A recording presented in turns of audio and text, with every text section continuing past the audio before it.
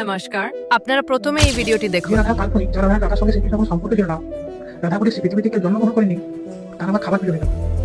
আমাদের এই গোপীবাবু বলছে রাধারানীর নাকি কোন অস্তিত্ব নেই এবং শাস্ত্রে কোন জায়গায় রাধারানীর নাম উল্লেখ নেই। চলুন একটু শাস্ত্র থেকে ঘুরে আসি।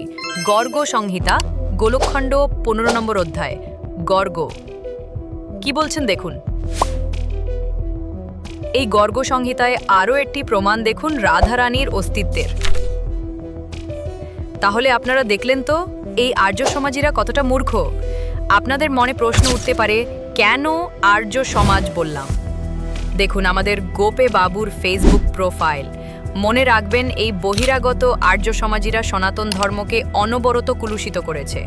এই মূর্খ গাঁজাখোর দয়ানন্দ সরস্বতীর কিছু শিষ্য বেরিয়েছে যারা শাস্ত্র না জেনে লাফালাফি করে। আরও নতুন নতুন ভিডিও দেখার জন্য এখনই ধর্মজাল চ্যানেলটিকে সাবস্ক্রাইব ও ফলো করে সাথে থাকুন।